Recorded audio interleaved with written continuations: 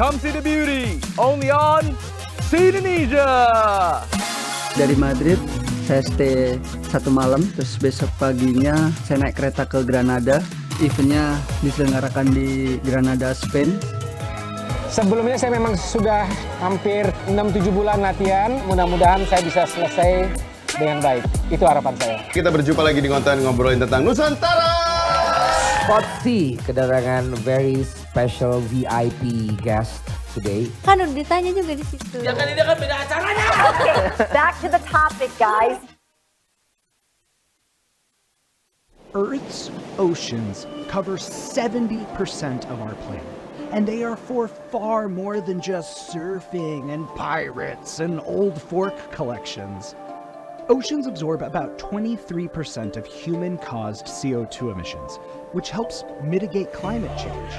But this makes seawater more acidic, harming marine life like coral and shellfish. It's like giving the whole ocean a bad case of heartburn. And we don't have ocean-sized antacids to help it out. Since the 1950s, oceans have absorbed 90% of the excess heat from rising emissions. This raises temperatures, contributes to sea level rise, and alters ocean currents, leading to ice loss in polar regions and marine heat waves. All of these changes could devastate coastal communities, which are home to 40% of the global population. By 2050, more than 570 coastal cities could be affected by sea level rise, potentially displacing up to 1 billion people. Our oceans are in trouble, but we can make a difference. Call on world leaders to protect our oceans and coastal communities by creating climate-friendly policies, because a healthy ocean means a healthy planet for all of us.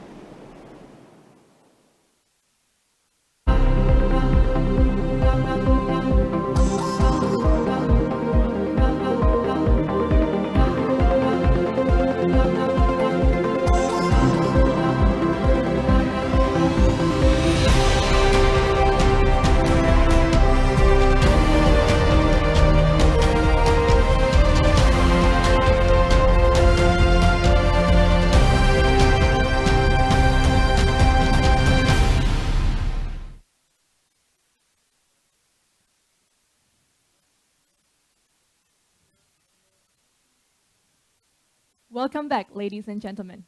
Before we begin the next session, we will first listen to a message from Ban Ki-moon Center for Global Citizens, delivered by the Chief Executive Officer, Monica Fröller. Monica, you may have the screen.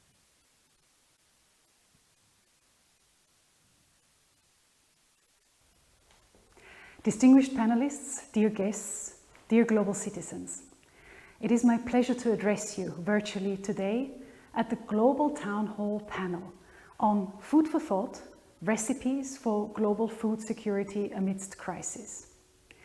Thank you to the organizers, Global Citizen and the foreign policy community of Indonesia for providing the space for this extremely important and timely issue.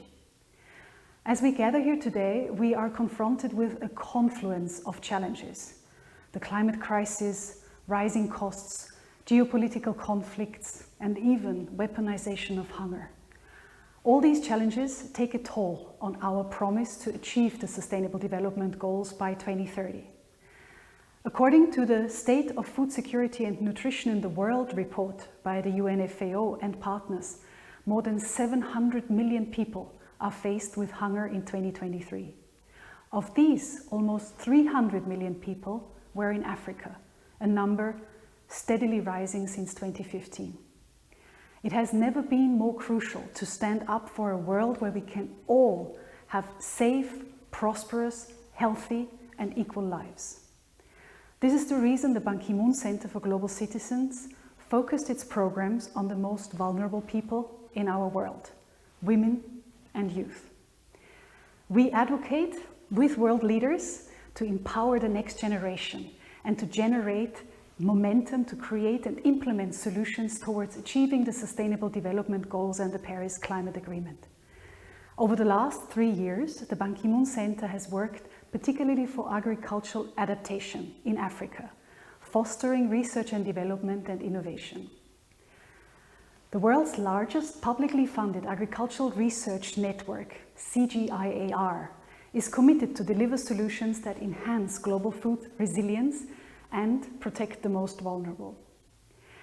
It is critical that world leaders significantly increase investments in agricultural research and development through global networks such as CGIAR. By putting the needs of the most vulnerable at the core of our conversation, we can tackle the food hazards caused by the climate crisis. Smallholder farmers are at the forefront of our work, and yet smallholders around the world receive just 0.8% of global climate finance. This is deeply unjust. We must carefully listen to their needs, support their access to new technologies, and invest more heavily to help them. Today's panel will explore groundbreaking technologies, strategic policies, and successful case studies, providing actionable insights for everyone.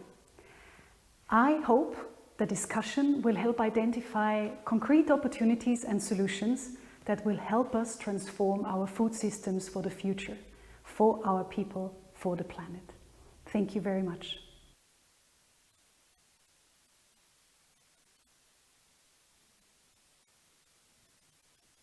Thank you, Monica. Now let us begin the next session. Food for Thought, Recipe for Global Food Security Amidst Crisis. For that, I invite the moderator, Jyotsna Puri, who is a special advisor at International Fund for Agricultural Development and senior visiting scholar at Columbia University. Jyotsna, the floor is yours. Thank you very much. Thank you very much, everyone, and wonderful to have you here. I'm really privileged to be the moderator for this session, Recipes for Global Food Security Amidst Crisis. As Monica said very rightly, we are in unprecedented times. As a consequence of the crisis that we are witnessing today, for example, and just because of the war in Ukraine, we know that wheat prices have grown by more than 2 to 3% globally, which is really affecting food security because we know that more than 1/3 of the overall people living in the world today rely on wheat alone as their primary dietary component. We also know that the wars in Gaza and Sudan are exacerbating food security, with the World Food Programme reporting that more than 42 million people today are facing emergency levels of hunger, mostly coming as a consequence of these wars. So ensuring food security is really a collective challenge. Against this backdrop, I'm really privileged to have three fantastic speakers and thought leaders in the space who are going to be talking to us about groundbreaking agricultural technologies, innovative farming practices, and strategic policies that may be used to protect and enhance food security. Without much further ado, let me introduce the first one.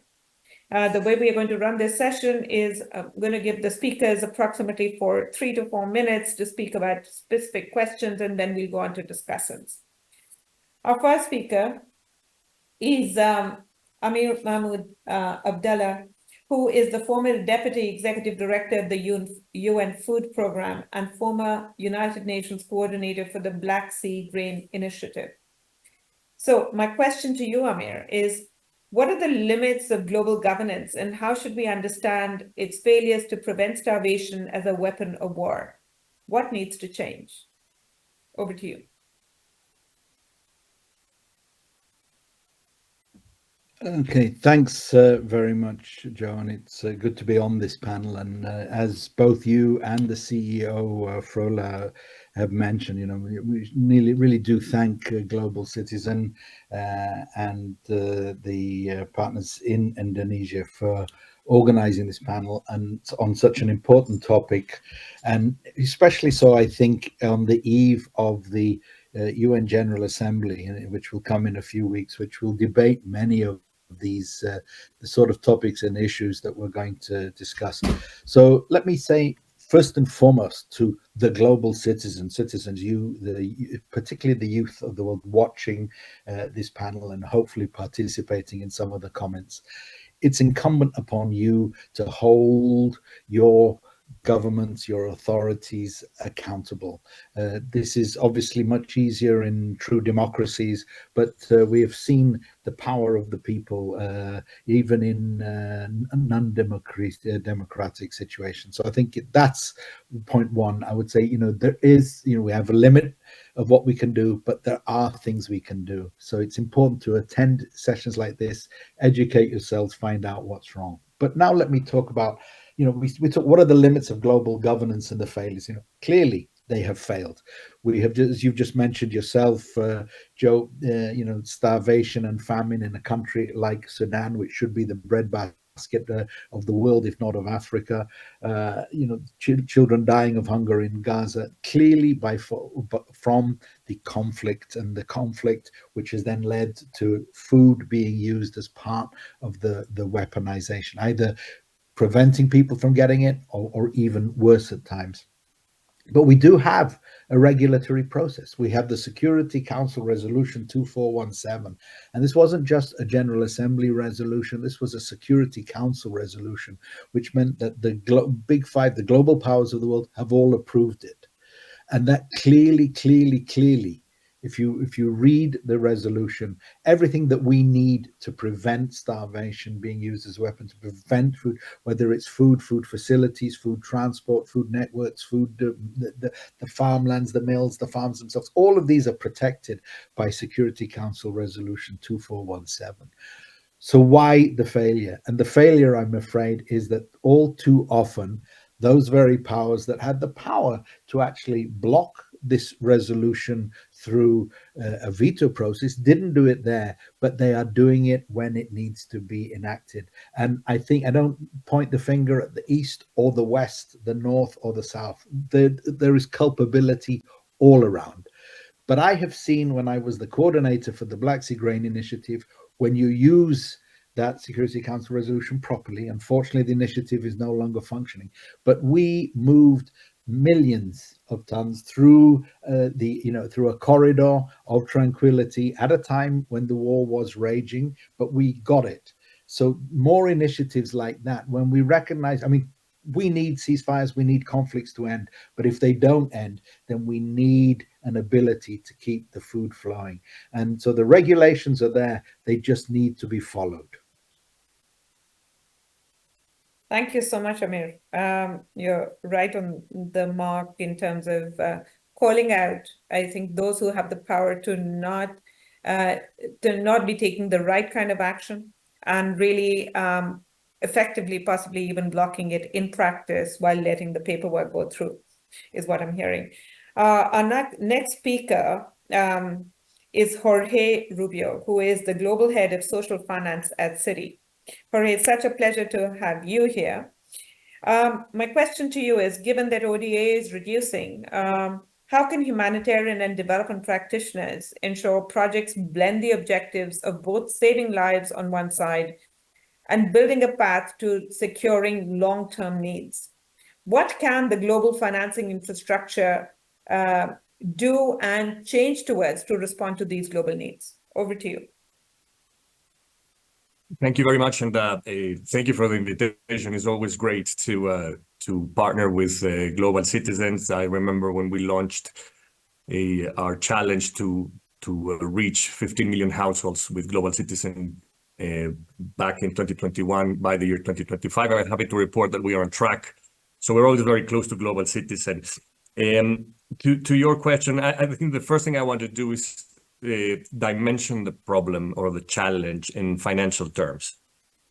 Our research department just recently launched a food security report highlighting some of these, the figures and recent information around the challenge. So we know that, for example, according to FAO, 2.3 billion people suffer some sort of food security challenge, and of them 1 billion people is severe or are suffering severe food security challenges. But I want to focus my participation on the financial dimension, which is around $3.5 trillion in investment that's required a year. This is a huge amount of investment that obviously we cannot expect and should not expect the public sector alone to fill this gap. And in a world where, as you mentioned, we're seeing a ODA being cut and aid as well. So what I would like to do is focus on another sort of funding, which is investment that can be achieved or can be mobilized through blended mechanisms, public and private partnerships, such as guarantees, some impact investment, NGO money that can come to solutions that are scalable and bankable in the end. Obviously, technical assistance is required, and we're seeing a lot of that as well.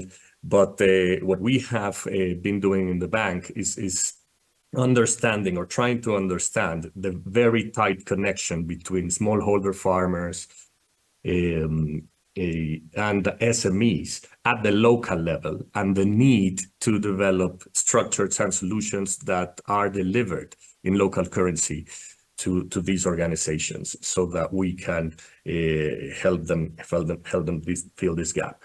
So we believe that by leveraging on the global footprint of the bank and the connections with all the development finance community, we can play a role, filling this gap. And I would have to say that obviously not all projects are bankable, and so we need to focus for this exercise from a commercial bank perspective on the ones that can achieve scale, and we can find solutions to fund them at the local level. Thank you so much, Jorge. Yes, you're underscoring the importance of bringing in finance, and especially commercial financing into this, even if it's lent at sub-commercial rates, is clearly coming out really strongly in the importance of bankable projects and pipelines, but also structured solutions, guarantees, and ensuring that impact investing is also looking at these. So now I'm going to turn over to Sophie. Sophie, you're the co-founder of Act for Food. And my question to you is, what does meaningful participation and decision-making look like for youth leaders? And, Amir called out youth leader, the youth, in very eloquent ways in his remarks. So I'm going to ask you, as a younger person compared to Amir and Jorge, youth leaders, how can they transform food systems? And how should accountability to youth voices be implemented? Over to you. Thank you so much, Joe. And first of all, thank you so much to Global Citizen and all the other organizers of this event. It's great to be a part of it, and no pressure at all going after Jorge and Amir, two very accomplished people. But yes, young people were the largest generation of youth to ever exist in the world. We're also the most highly educated generation of youth. We have voting power. We also have economic power locally and globally. We make money and then we spend money in our communities. And we're also one of the most connected generations of youth to ever exist. We're online. 80% of us have mobile phones. So we're always connected to each other, but also more than ever connected to our decision makers and policy makers of our countries and of our communities. So meaningful participation today of young people means that the decision makers need to go to these young people and recognize the power in our generation, because young people, it's harder for them to go to their decision makers. Often we see our decision makers in ivory towers and we can't access them. And a lot of young people don't want to access them because they don't necessarily believe in them anymore. As Amir mentioned, a lot of us live in very unstable countries and war zones right now. And food, as you mentioned previously, is used as a weapon of war in our daily lives. I work with a lot of young people who can't even use the word change in their countries for fear of being picked up off the street and put into prison for speaking freely. So decision makers need to make inclusive sectors and streams for young people in their decision-making powers. A lot of people will argue that there should be dedicated youth platforms. I don't agree with that. I think that young people are much more than their youth and deserve to be on an equal platform with all other stakeholders to have equal representation, agency, and voice. Young people also, although we're very highly educated, we don't have 20 plus years of experience in the sector. So a lot of the research on food right now is quite difficult to understand for a lot of young people. There's a lot of jargon. The papers are very heavy and dense. So to translate those papers into easily accessible language is so important for young people, and also continued feedback loops for those young people who have maybe made it into those decision-making platforms, so that they know the influence that they're having and where the gaps lie, so that we can work in collaboration with our decision makers and not just shouting for decision makers to do something, but being part of that process. Yes. Thanks, Joe. Back to you. Fabulous, fabulous. Thank you very much. Yes, and yeah, I really hear your clarion call in terms of not making these weapons of war, but really making sure that young people are not just put on platforms that are exclusive to themselves, but are really integrated into the wider discussions. And the point about feedback loops is so important, because you need to know that, yes, you're actually having the influence that you spoke about so eloquently. Thank you so much for that, Sophie. Ladies and gents, I'm going to turn to our very august set of discussants, and I'm really privileged to be introducing to you two discussants in the first round, Anton Rizky from Indonesia and Vanessa Dixon from Nigeria. Anton is the Chief Executive Officer for the Center for Indonesian Policy Studies, and Vanessa is the Program Officer for Access to Effective Security and Justice at Legend Golden Care in Nigeria. So over to you, Anton. You've got, I think, 2.5 minutes, and then Vanessa for 2.5 minutes to respond to some of the remarks that were made. Thank you.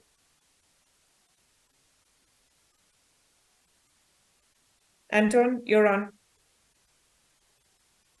You can unmute yourself. You can unmute yourself. Now I can. Sorry. Yeah, thank you, Joe, for the opportunity, and thanks Abdullah, Sofia, and Jorge for your very interesting perspectives. I want to touch on what Abdullah has said about global governance, and that it has mainly failed, for instance, for the global powers and their role in ensuring food security. And I want to expand to that and to say that for us, globally, open trade is very important to achieve food security. For instance, we have 4 big commodities such as rice, maize, wheat, and soybean, which are needed to feed the world, but they are only produced in a small number of land globally, I think about 5 or 6%. So this shows that open trade and good relationship between countries is very important to ensure that. And in the face of climate crisis and conflict as well, world leaders in developed countries must show leadership in keeping the principles of global trade rather than going into more protectionist stances, having a me first attitude, and focusing on domestic interests. Problems like climate change and food security needs to be tackled globally. And I think if world leaders, world powers are not taking that as a priority, then developing countries will just follow into their example, and I think that would be dangerous overall in food security. Second thing, I think what Jorge also has raised about financing, and also it was mentioned that only 0.8% of global finances, of global climate finances, reach smallholders in developing countries. I think it's also important to look at to make these innovations and implement climate smart agriculture.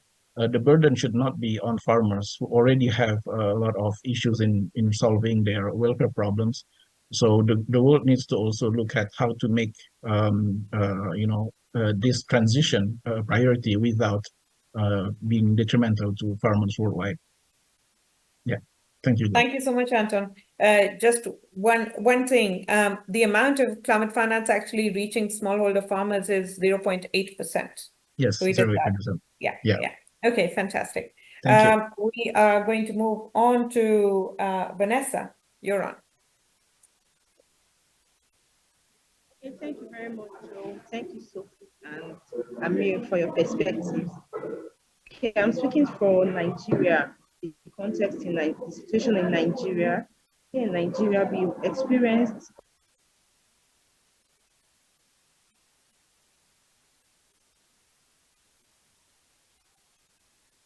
Vanessa, we lost you and we can't hear you anymore and you're frozen. So I suggest that if you're going to come back, that you just to preserve broadband, we'll give you a second. Otherwise, we're going to move on to back to the discussants, back to the speakers. Okay, I'm going to take a call as the moderator. I'm going to turn it back actually to our speakers, and I'm going to go in the reverse format to respond to what you heard from other speakers, but also from Anton. And so I'm going to ask Sophie to come in first, and then Jorge, and then Amir, and to try and see as to whether you'd like to respond to anything else that was said here, including Anton's comments about finance, the failure. Anton made a very good point about the failure overall of the system and about decision makers, and the importance of trade. Trade really ensuring that, yes, we are able to work to our comparative advantage, but are also able to work on our global goods, so food security and climate change, and the importance of finance. Over to you, Sophie. Thank you, Joe. I think Amir and Jorge will be better able to respond to Anton's comments, but I might respond to what I previously heard from Jorge and Amir.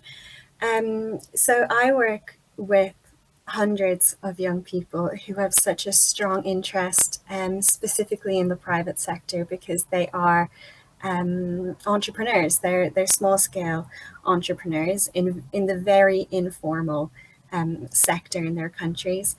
And oftentimes they come to me and they say, Sophie, we cannot access finance to come up from the informal sector. And when we can access small grants, we don't know how to use them. We don't have the education in finance to be able to use the funds properly. So I guess I have a question to Jorge is how can we bridge this gap and ensure that young people have access, and when they do have access, they're able to use the funds that they receive, especially for young people in the informal sector. And to Amir, just to respond a little bit, I am astounded by what you've been able to do. I think you're so incredible. I really look up to you. And maybe this is just a reflection, but again, I work with a lot of young people who are moving away from agriculture because they don't see it as a reliable income source for their futures, and yet countries are ingrained. That's the life. That's the beginning of a food system. It's farmers. It's small scale farmers, and also it's seed savers.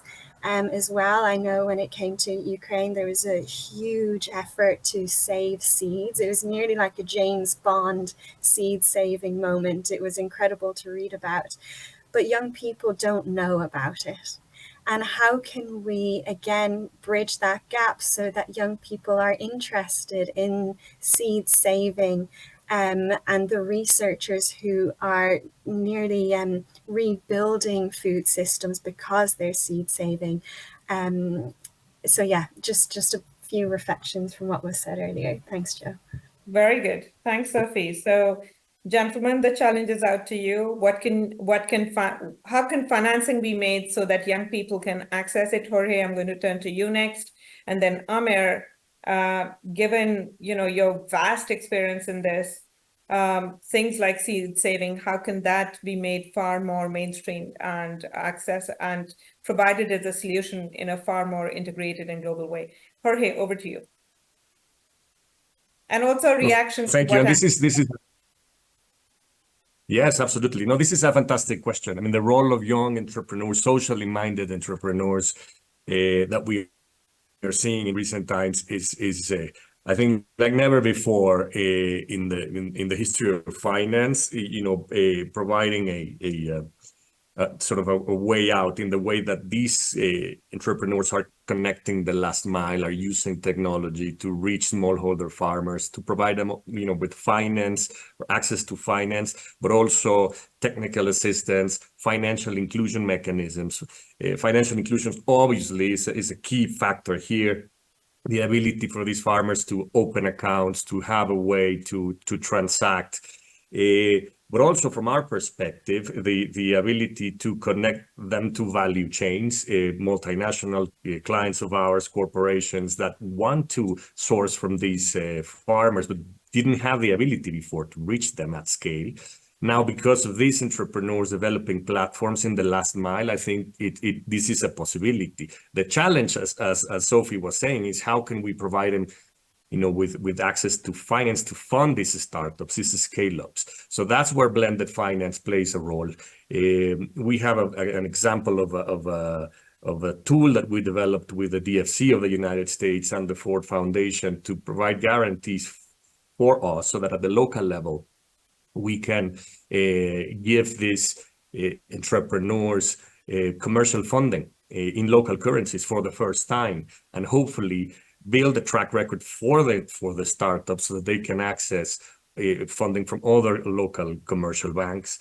And we have a number of case studies. Vanessa was joining us from Nigeria, so she'll be familiar with Babangona, for example, one of fantastic social entrepreneur that's operating in the north of the country, the most difficult part of the country to access.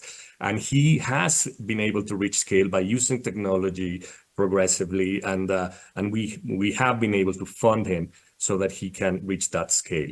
So I think that's one part of it. The other is for banks also to use our traditional tools, our trade platform, to become more intentional and develop, sustainability linked products, or products where we with our clients become more intentional with KPIs and try to go deeper and make that funding at the wholesale level, probably more appropriate, more accessible for us to go the last mile. Thank you so much, Jorge. If I might just indulge 30 more seconds to add to what you said, absolutely on the mark. Not just guarantees and sustainability linked bonds. One of the key things that we're also seeing, so a lot of the times when we do non-sovereign lending in large parts of Africa, IFAD will provide loans that have specific goals that say that 50% of the overall lending that MFI financial institutions are doing need to go to youth. Yeah, that you need to see participation of youth in a lot of the design efforts before our loan operations even go to the board. And we have requirements internally for youth to be involved in the design of these loan operations. And we also, even as we are thinking about guarantees and we are thinking about other performance-based bonds, we are making sure that women and youth are explicitly mentioned as part of the overall taxonomy of what works in terms of ESG. So I think these can all be efforts, as Jorge rightly said, to really ensure that youth are part of this. Amir, over to you, and also the question that Anton raised about trade. If you could, your thoughts about non-trade barriers and how a lot of these challenges are occurring, emerging now, and the weapons of war point that you made. There are trade barriers that are occurring. How should we deal with it? Over to you. Yep, thanks, and great points already made. Let me first turn to the point raised by Anton, and I mean, and on failures and systemic failures.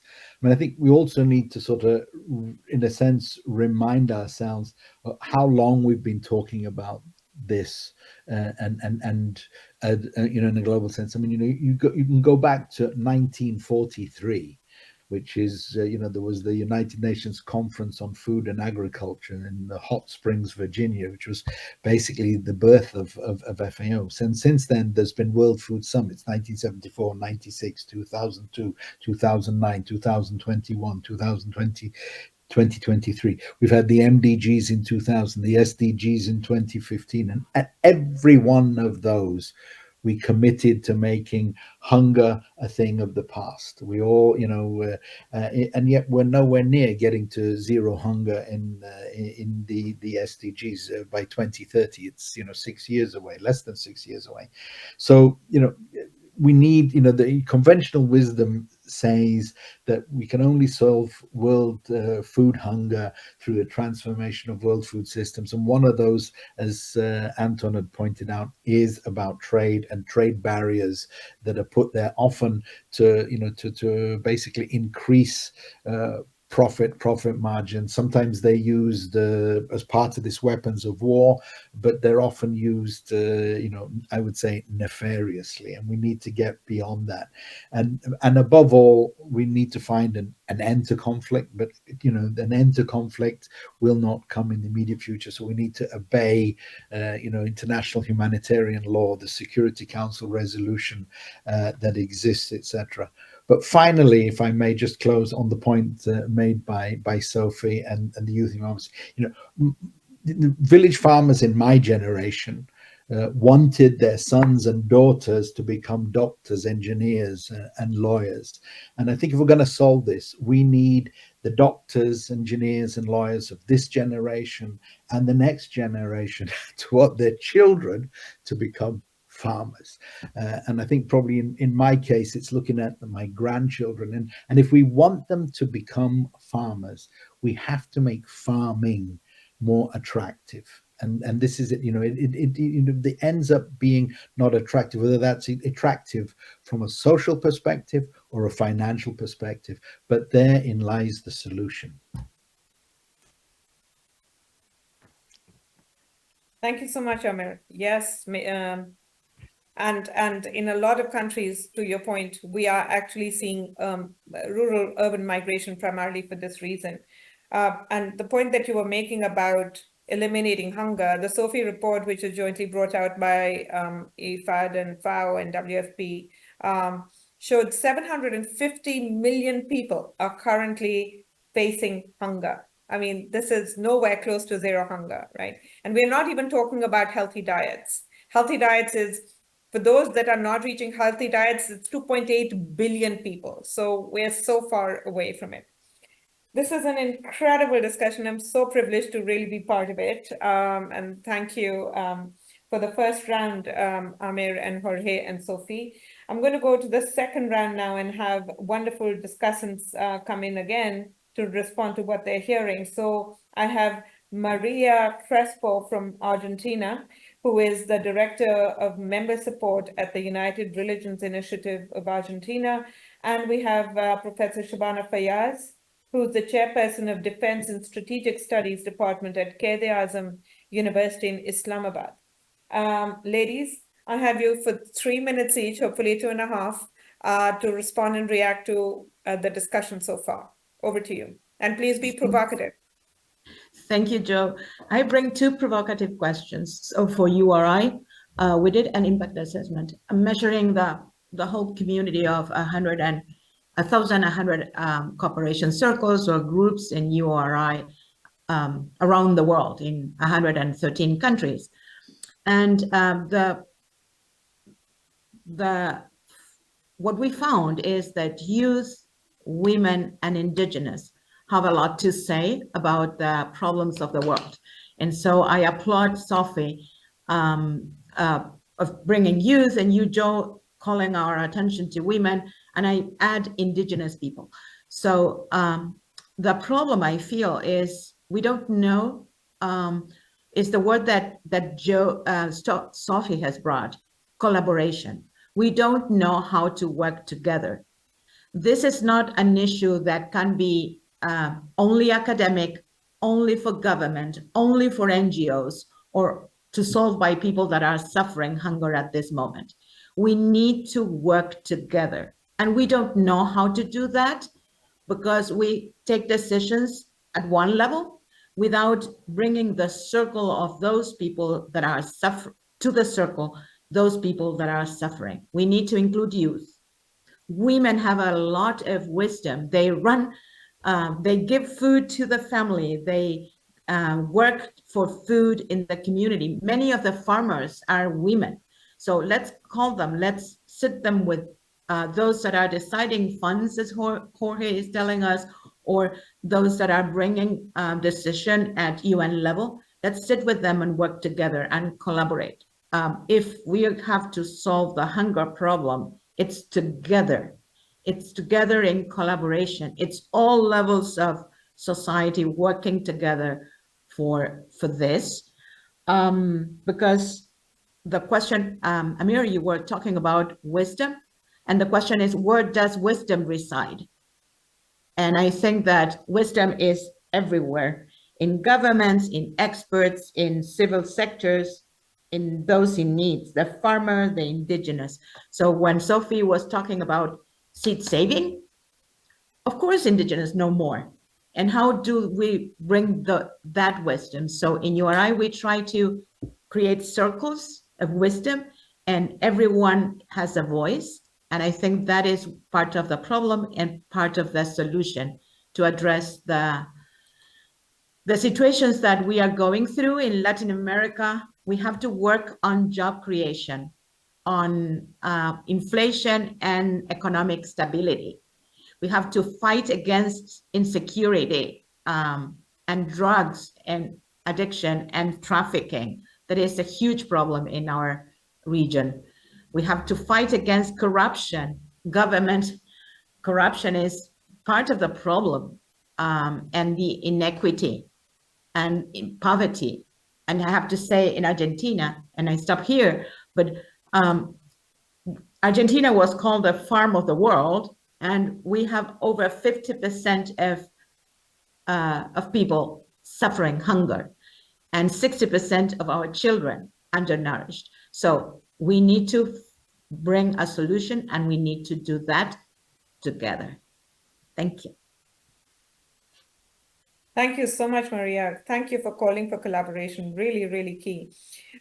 Before I turn over to Shabana, I just want to say that there is a QR code that I think the organizers of Flash can provide and are providing that shows how you can access a lot of the documents that are also being put out by FPCI and by Global Citizen. Thank you very much. Over to you, Professor Shabana Fiaz. It's a great pleasure to be part of this gathering once again. Last year, I also joined. Always a learning experience from such a young people and the seasoned people. 3 points I would like to make. Let me note my time. It is 5:40. Okay. Number one is, I think we should be very clear that food is a securitized subject in the world that we live today. And it is securitized not only at the global level in the wars like in Gaza and others going on, it is also at the domestic level. And it is also at the higher scale and at the regional level. So this is something that's specifically coming from South Asia. One must remember that availability of water, availability or right to go for a transit, availability of bilateral trade, and the other means is a very, very cumbersome issue. Like in case of Pakistan, we have the water disputes issue coming up, although have an interspaces treaty. But this fear of being that your water is being, stopped or going to be stopped is something that really securitizes the mind of the new generation. In fact, in reality, it should be the other way around. And the other important thing I think that we need to put in here is the food roids. We haven't discussed much about it. Food roids is a reality. It is something that remains under discussed. It remains not represented by the states and also, I must say, by the civil society organizations, because it is not something that will attract the fundings or the projects. And the third is, I think, is the smuggling of the food. This is very important, whether it is the technology, whether it is the seeds, whether it is the, price hike that is generated and the black marketing, stocking of the wheat, and how to have a most healthier and a resilient preparation against the climatic events is also something that one needs to discuss. And another important point, I think, that is very much related, since we are discussing the climate issue, is the how to deal with the hazards that happen with the climate. We have experienced the massive floodings, but our disaster management mechanism is not something robust. And there I must say, Sophie, the role of youth is very critical. In what I have seen in my university, and as well, we have been leading campaign in disaster management as well. Youth are very resilient. And I would like to put a word here is team building within the youth and across the ages is must. So this is a generation, I always teach a talk, it is always good to connect. Don't rub each another and don't label. So once you have a collective team building, grooming from the mentors, you go up in the decision making. Youth representation at the highest level, I think the maximum at the point the youth can deliver is and is delivering is being the influencers. And that is also being on the research side. And these are the youth, the people once they go up the 30s or above, they have become the trend is to get into the parliament, these people. So this is something I would like to stop here, and you can find me on the net, and I'm willing to, open any questions or anything that is possible. Thank you so much. Thank you very much, Ivana. This is fantastic. Really good 3 points made, and very directly.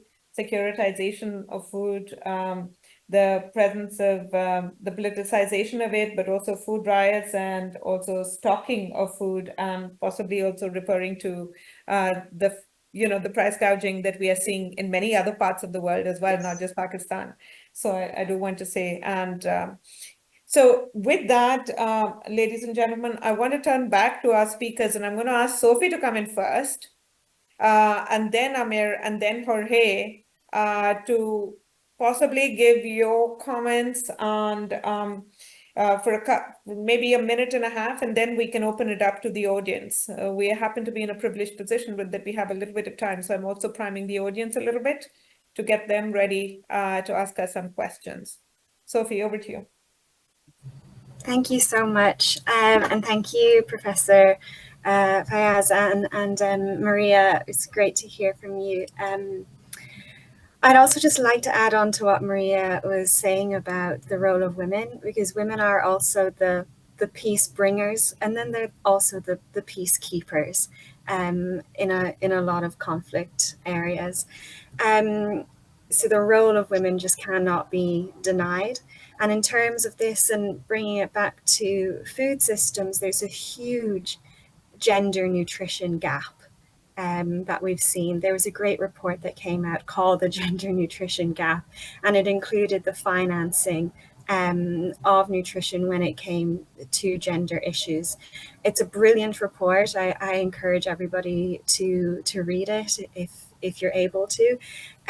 So just recognizing that, and especially the undernutrition of young mothers in a lot of countries, who then birth children who are malnourished because of their own undernourishment. So that's something that we have to keep in mind, and we always have to bring into the conversation.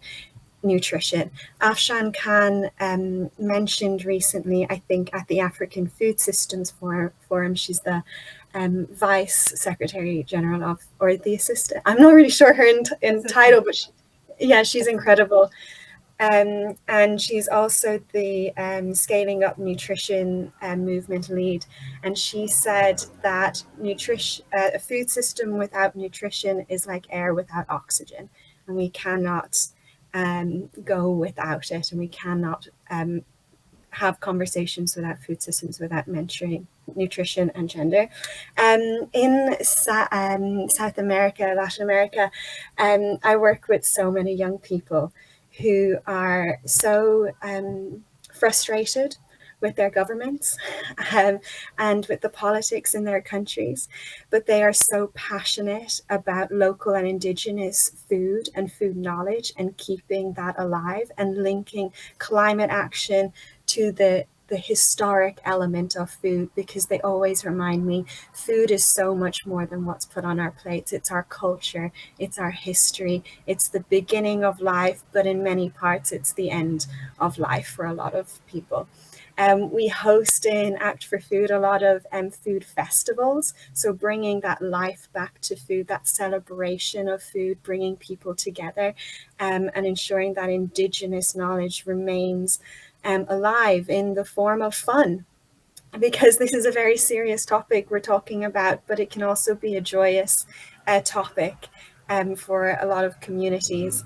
And across Asia, what we're finding with our young people is that social element of food is quite a difficult topic, because oftentimes there's quite a little bit of a hierarchy in terms of freedom of speech in countries. So I'd also, after, if there's time, maybe put it to Professor Faiz. I'm sorry if I'm pronouncing your name incorrectly. But what I found is that there's such a huge voice and agency, and the capacity building across Bangladesh, Pakistan, India is so huge. But the diversity of young people in those countries is also quite huge. A lot of young people are in informal education systems, and then a lot are very highly educated. And that gap I find so fascinating, of how in terms of food and the urban food systems and then those rural food systems and the capacity building gap between the two, how can we ensure that young leaders remain the leaders of their food systems and their education on food, while also educating each other in those contexts. It's something I'm learning about so hugely from my friends in those countries, and it's something I think that maybe you might have an answer to. Thanks, Joe. Thank you very much, Sophie. I think I said Jorge, or did I say Amir? I can't remember. So Jorge first, and then Amir. And Jorge, if you could also go into a little bit about this financing for nutrition question. I think Sophie raised it, and I think Maria raised it a little bit as well, that it's not just the availability of food, we're also talking about nutrition. And, you know, especially for children and for women and all of that, and whether within the financing space and at City, whether you're trying to address this quality of food question too. Thank you. No, thank you. I think that in that question and in Maria's intervention as well, there's obviously a gender angle to it. And gender is something that we've been working on for many, many years, because our origin was in microfinance. So we have, very important, I would say, clients around the world that come from their microfinance roots, like, for example, BRAC in Bangladesh, or ASA in the Philippines, or PNM and BRI in Indonesia, which we recently closed a transaction for them. But also the cajas in Peru, the cooperatives in Brazil. So there are, a bunch of intermediaries that are reaching a scale, and 90 or 95% of their clients and borrowers are women. But what we realized is that there was a thought leadership around the gender angle required. So we are supporting the 2X initiative, which, if people are not familiar with 2X, it's probably one of the more advanced thought leaders or thought leading platforms. Initially it started out in the DFI community, but now it includes a lot of private sector members and banks to develop the frameworks and the know-how in terms of how to deliver products that are appropriate for women and that are, addressing women-specific challenges and needs in terms of the designing of financial products and services. And the hope is that after having that, you can earmark funding for that specifically goes to women in the last mile. So in many of the transactions that we're seeing now, there are KPIs around the number of women that need to be reached in rural areas, for example. So that way you can create incentives, financial incentives for intermediaries to focus specifically on these types of products.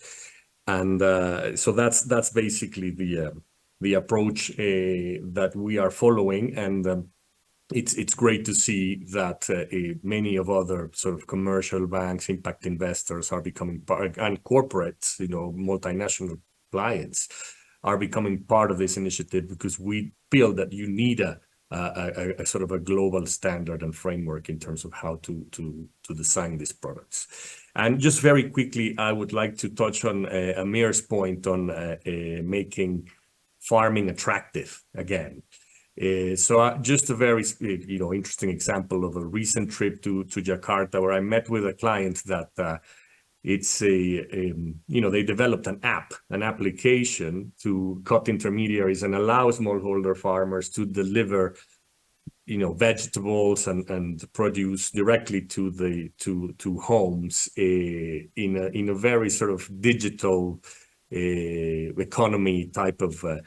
So that's, if you want to be optimistic about what can happen in the future, is those types of innovations and digital models that I think can add value. Taking the opportunity that Sophie mentioned at the beginning, where most people now are connected, are online, and you can leverage all those tools. Thanks, Ori. Absolutely. Making farming far more attractive and drawing youth in. And I think Amir made this point really well as well. Also, fantastic advantages that we have AI now and digital applications that we can use to truly increase the productivity per person, right? That we wouldn't see otherwise in agriculture. So per unit of land, you saw high yields, but per person, very low yields. And I think that can change now. I think that's one of the key things that could be a game changer in this space. But I want to go to Amir now and get him to reflect a little bit on not just the conversation, the focus on indigenous people and marginalized communities overall, the development of standards, and possibly even to, if we can, to talk a little bit about, the trade wars that both Shabana and Anton spoke about. And if you had comments on that, thanks very much. Yeah. Amir, over to you. I think very quickly and briefly, because I know we're pressed for time, I think we need to first of all also recognize, hunger is not just a food issue; it's a food and nutrition issue, as been mentioned. But we're not going to solve it just by transforming how food is produced. There's issues here around water systems, health systems, but also talking about marginalized populations and the need for a focus on youth and the future. We also need to improve and transform education systems, social security systems. How do we make social protection both nutritionally sensitive, gender sensitive, but also sustainable? This cannot just become a humanitarian aid and ongoing issue forever. We need to have sustainable solutions that really protect the most marginalized, but also bring in issues of education in particular, and focusing on, I think, as had been mentioned, that gender nutrition gap. I think Sophie brought that up.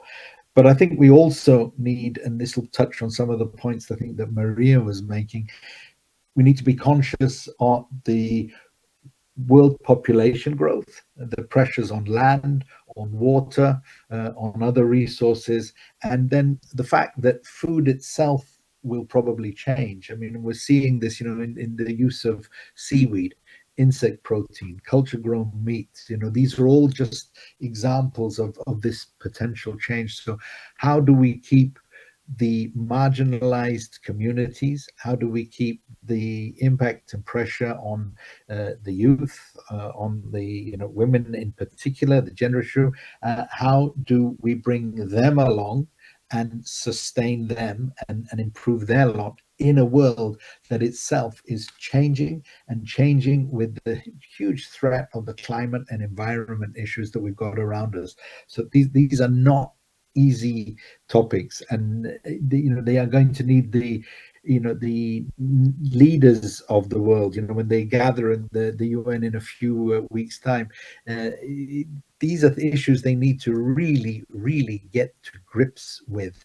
And I think it's incumbent upon us, the citizens of the world, to actually keep the pressure on them so that they focus on fixing the issues rather than just going in there to, come up with yet another load of paper that's not going to mean anything. Absolutely. Here, here. Thank you, Amir, for that. Professor Shabana Fayaz, I see your hand is up. I'm going to give you 30 seconds, really, and then I will need to wrap up if that's okay. So over to you. Yeah, just one point I would like to flag is the food literacy, how to use the food and changing of the habits. Like we are talking about the nutrition and the food, there is a big gap specifically in the young generation. And second is to make the food safety nets. There's a concept that we have initiated in Pakistan as well. You give the small meals at the minimum price without taking the names, but they have to pay. So this is something one can also see. Very good points. Food literacy and food safety nets. Ladies and gents, we are 2 minutes away. I do have 3 questions that came in from the audience, but we won't have time to address them. The first question, and I'm going to really paraphrase, what could be a food action plan and how can we sustain it, and how can international stakeholders help us to hold our governments accountable? Clearly, this is in response to Amir's very eloquent commentary on the failure of Resolution 2417. I think the question is really, what can we do next so that this doesn't happen again? And that was from Deladem Shine from Ghana. We have Nur Alifa Fitriani from Indonesia saying, look, there have been many policies that have not incorporated environment and food security. So how can there be more effective collaboration between indigenous people, researchers, policymakers, and other stakeholders to address these questions?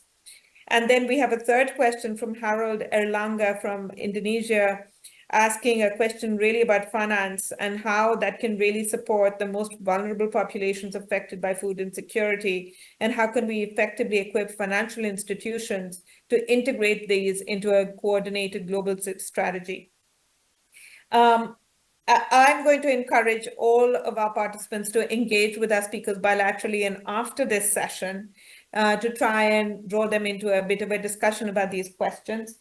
But what I want to do is to quickly acknowledge, I think, what were the 4 big sort of verticals of key things that were coming through from all of the speakers, including the discussants and, of course, our main panelists. One was really looking at the politics of food, and Amir talked about this really eloquently, the failure of the Resolution 2417 on the ground, but really how it's becoming weaponized. And Shabana spoke about it as well, the importance of food riots, not just internationally, but also domestically, and the importance of managing a lot of these disasters, whether they're anthropogenic, so made by human beings, or climate oriented. That's sort of the first vertical that's coming out really strongly for me. And I think it's giving us a direction of travel that we've got to solve. The second one is really on youth, but really talking about how we can think about better participation. We've all witnessed what's happened in Bangladesh, and that is a wonderful illustration also of how youth can really propel action. I think we are all extremely heartened by that. But here we've got solutions, we've got seed savers, we've got youth really being connected and also being influencers. So how can we really harness youth? But also on one side, they can be a huge resource, but for them to be a huge resource and to be truly solution providers, they need to be integrated into decision-making processes. And that is the challenge. That then takes me really, I will come to the finance part last, but the third challenge that we have really is with respect to trade. And that is whether it's internal domestic trade or it's external global trade. There are these non-trade barriers that we are witnessing that are emerging in a very strong way. And those are providing conditionalities and barriers that we've got to really try and deal with. And politics and trade really interplay with each other. So I think that's one of the other themes that's emerging as well. But in all of this, nutrition really needs to be taken on board. And the fact that it's not just food quantity, but quality of food. And Maria spoke about also, looking at corporations. I think it was more than 113 corporations and practices across the world, and how they're falling short in really engaging with Indigenous people, women, and youth. And we really need to push that forward. And then the last point, definitely not the least, is about financing. And Jorge really spoke about how much, the actual financing gap is $3.5 trillion, right? But we've got to bring in both the public and the private to work together, to blend together, to provide the guarantees, to deal with local currency exchange rate risk, to deal with perceptions of risk, to build that portfolio of bankable projects, to really be thinking about how we can scale up impact investing. Impact investing has not scaled up to the extent that we thought it would, and to be using tools like guarantees. How can all of this really come together on one side to raise the scale, but also ensure the participation, ensure the access that we truly need at a fundamental level to get to those that are least able to deal with food insecurity, hunger, and the absence of nutrition. Thank you very much, everyone. It's really been a spirited discussion. I really appreciate it. And I want to really thank FPCI, Global Citizen, Global Town Hall 2024 for this wonderful discussion, our wonderful speakers and our panelists for this. Thank you again, and please be in touch.